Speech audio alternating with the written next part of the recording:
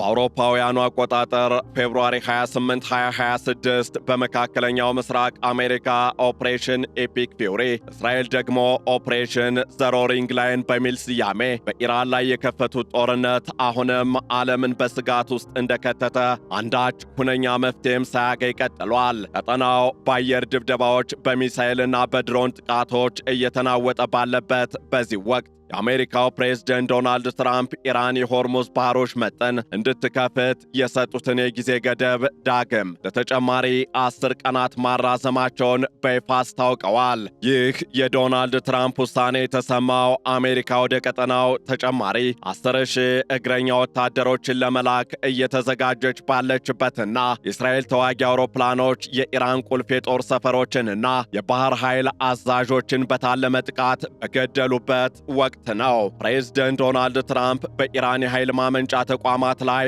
ሊሰነዝሩት የነበረውን ጥቃት ለምን አራዘሙ ለሚለው የበርካቶች ጥያቄም አነጋጋሪ የተባለለትን ምላሽ መስጠታቸው እየተነገረ ይገኛል። ከወዲያ ደግሞ ኦፕሬሽን ትሩዝፉል ፕሮሚስ ፎር በሚል ለአሜሪካና ለእስራኤል ጥቃት መጠነ ሰፊ አጸፋዊ እርምጃን እየወሰደች የምትገኘው ኢራን በበኩሏ ለድርድር አልተንበረከክንም በማለት የአሜሪካን ንግግር እያስተባበለች ትገኛለች። ደግሞ በሌላ በኩል ኢራን ለተባበሩት መንግስታት ድርጅት ከፍተኛ ባለስልጣናቶች የጥቃት ኢላማ እየተደረጉብኝ ነው የሚል ደብዳቤ መላኳ ታውቋል። የተባበሩት መንግስታት የጸጥታው ምክር ቤትም በዛሬው ዕለት በኢራን ጉዳይ ላይ ዝግ ስብሰባ እንደሚያደርግ ተገልጿል። እናም በዕለቱ የዓለም አቀፍ ትንታኔ ዝግጅታችን ትራምፕ ለምን የጊዜ ገደቡን አራዘሙ? የኢራን ከፍተኛ ባለስልጣናት ምላሽና ወቅታዊ አቋምስ ምንድነው? የተባበሩት መንግስታት ድርጅት በጉዳዩ ላይ ያለው ሚናና ዛሬ ይደረጋል የተባለው የጸጥታው ምክር ቤት ዝግ ስብሰባ እንዲሁም የትራምፕ ቀነ ገደብ ማራዘም አንድምታ ምንድነው የሚሉትን ነጥቦች ልንመለከት ወደድን። ከዓለም አቀፍ የትንታኔ ዘገባ ዝግጅቱ ጋር ታሪኩ ጋሹ ነኝ።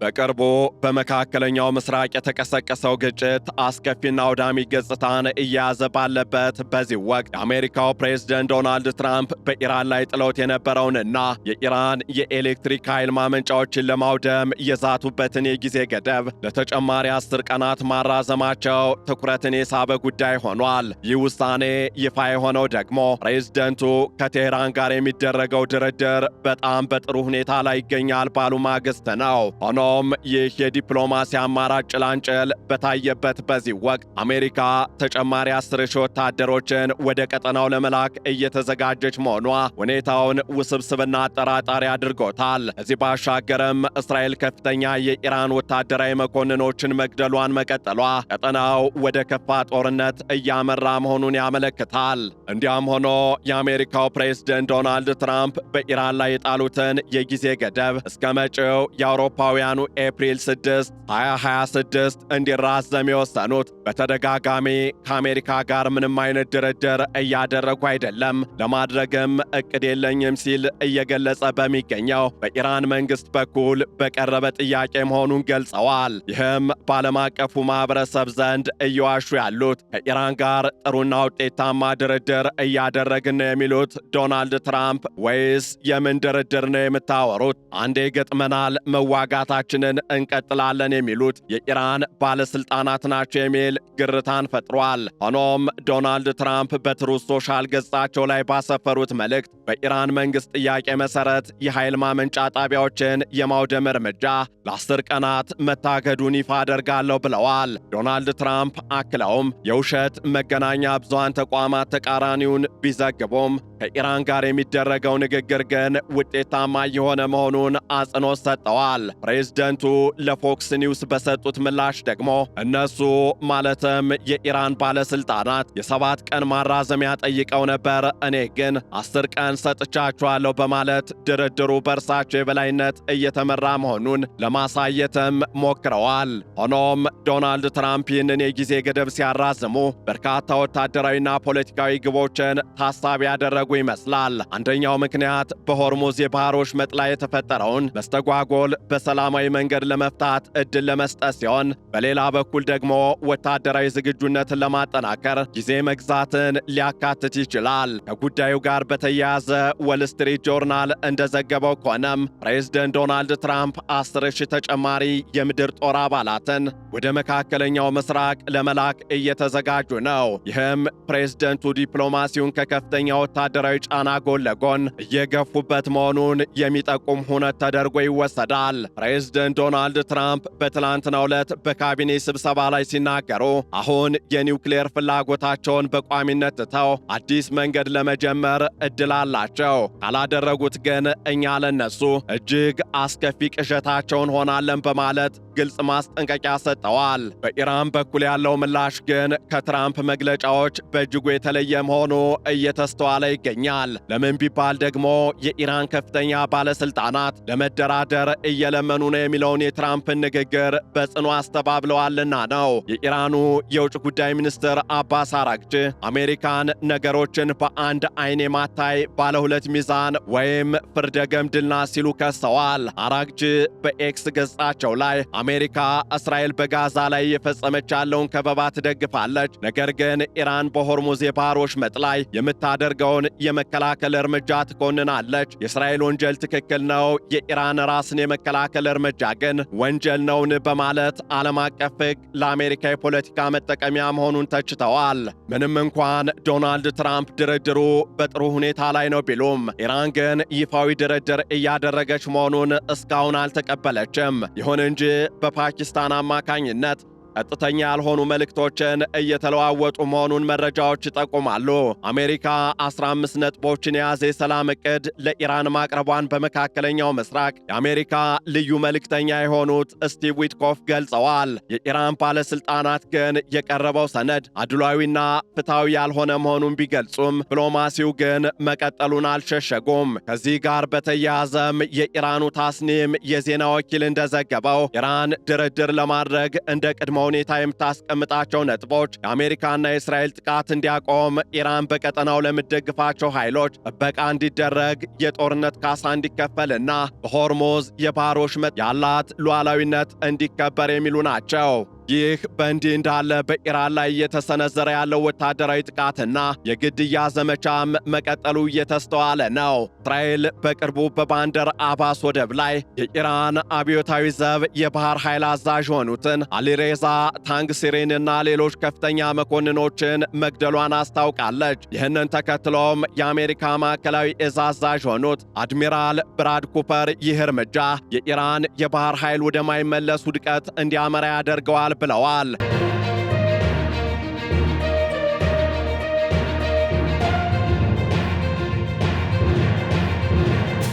የኢራን ከፍተኛ መሪ የነበሩት አያቶላህ አሊ ሐሚኔ መገደላቸውን ተከትሎ አዲሱ መሪ ሞጅታባ ሐሚኔም በጥቃቱ ክፉኛ ሳይቆስሉ እንዳልቀረ ይገመታል። ኢራን እነዚህን የግድያ ዛቻዎችና ወታደራዊ ጥቃቶች በመቃወም ለተባበሩት መንግስታት ድርጅት ደብዳቤ መላኳም ተገልጿል። ከዚህ ጋር ተያይዞም ኢራን እነዚህን የግድያ ዛቻዎችና ወታደራዊ ጥቃቶች በመቃወም ለተባበሩት መንግስታት ድርጅት ደብዳቤ መላኳ ታውቋል።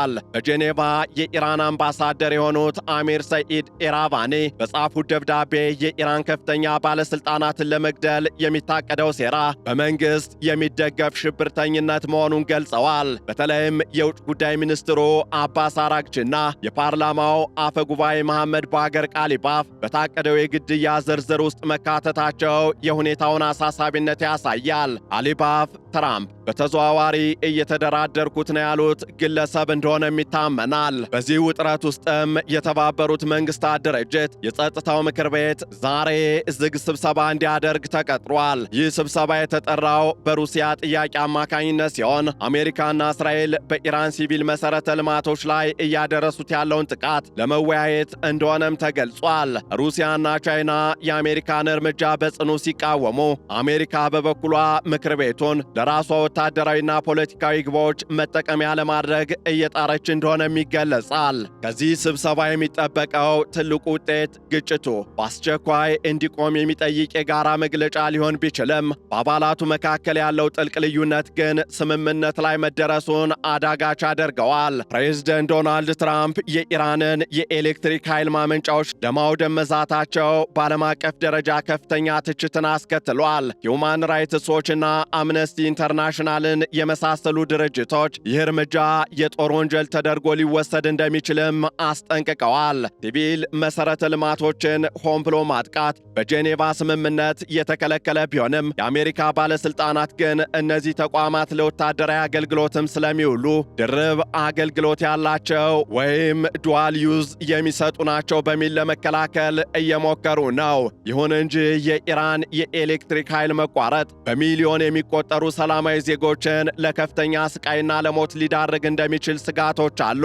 እናም በቀጣይ ምን ሊከሰት ይችላል የሚለውን ስናይ ጉዳዩ በሁለት ተቃራኒ አቅጣጫዎች ሊሄድ እንደሚችል መተንበይ ይቻላል። አንደኛው አቅጣጫ አሁን የተሰጠ የ10 ቀናት የጊዜ ገደብ ለዲፕሎማሲያዊ ስምምነት መንገድ የሚከፍትበት ሁኔታ መኖሩ ነው። ፕሬዝደንት ዶናልድ ትራምፕ እንደተናገሩት ኢራን የሆርሙዝ ባህሮች መጥን ከከፈተች እንዲሁም ኒውክሌር ማበልጸጓን ከተወች ግጭቱ ሊረግብ የሚችልበት ዕድል ከፍተኛ ነው። ሆኖም ኢራን እንዲህ አይነቱን ውርደት የምትቀበል ግን አይመስልም። ሁለተኛውና ይበልጥ አሳሳቢው አቅጣጫ ደግሞ አሜሪካ የምድር ጦሯን በማዝመት የኢራንን የነዳጅ ወደ ውጭ መላኪያና መውጫ ወደብ የሆነችውን የሐርግ ደሴትን ለመቆጣጠር የምታደርገው ሙከራ ነው። ይህ ከሆነ ግን ጦርነት ወደ መላው ቀጠናው ተስፋፍቶ የመን ውስጥ የሚገኙ ሐውቲዎች በቀይ ባህር ላይ ጥቃታቸውን እንዲያጠናክሩና በዓለም ምጣኔ ሀብት ላይ ከፍተኛ ቀውስ እንዲፈጠር ሊያደርግ ይችላል። ይህ በእንዲህ እንዳለ የቀድሞው የአሜሪካ የኢራን ልዩ መልእክተኛ ሮበርት ማሊ ለቢቢሲ ሲናገሩ ዶናልድ ትራምፕ የጊዜ ገደቡን ማራዘማቸው የምድር ጦር ጥቃት አይሰነዝሩም ማለት አይደለም ብለዋል። ማሊ እንደሚሉትም ትራምፕ ድርድሩ በጥሩ ሁኔታ ላይ ነው የሚሉት ለራሳቸው የፖለቲካ ፍጆታ ሊሆን ይችላል። እንደ ባለሙያው ትንታኔ ትልቁ ስምምነት ላይ ደረስ ይችላል። ይልቁንም ትራምፕ በኢኮኖሚና በፖለቲካዊ ጫናዎች ምክንያት በቃኝ እስኪሉ ድረስ ግጭቱ ሊቀጥል ይችላል። በሌላ በኩል ደግሞ በአሁኑ ወቅት በኢራን ከ1900 በላይ ሰዎች መሞታቸው የተነገረ ሲሆን በሊባኖስም የሟቾች ቁጥር ከ1100 በላይ መሆኑ እየተገለጸ ይገኛል። ይህ የሰው ሕይወት መጥፋትና በሚሊዮኖች የሚቆጠሩ ሰዎች መፈናቀል ዓለም አቀፉ ማህበረሰብ በጉዳዩ ላይ ጠንከር ያለ እርምጃ እንዲወስድ ጫና እየፈጠረ ይገኛል። ዶናልድ ትራምፕ በበኩላቸው በአንድ በኩል አስቀድመን አሸንፈናል እያሉ ቢፎክሩም መሬት ላይ ያለው እውነታ ግን ጦርነቱ አሁንም አድካሚና ዋጋ የሚያስከፍል መሆኑን የሚያሳይ ሆኗል። በአጠቃላይ ፕሬዝደንት ዶናልድ ትራምፕ የሰጡት የ10 ቀናት የጊዜ ገደብ ማራዘሚያ ለዲፕሎማሲያዊ መፍትሄ ትንሽ ቀዳዳ የከፈተ ቢመስልም ከበስተጀርባ ያለው ወታደራዊ ዝግጅት ግን ሁኔታው ገና በአደገኛ ጅምር ላይ መሆኑን ይጠቁማል። ኢራን በበኩሏ በሉዓላዊነቷ ላይ የሚመጣን ማንኛውም ጥቃት እንደማትታገስና ለአስፈላጊው ምላሽም ዝግጁ መሆኗን እየገለጸች ትገኛለች። ከዚህ ጋር ተያይዞም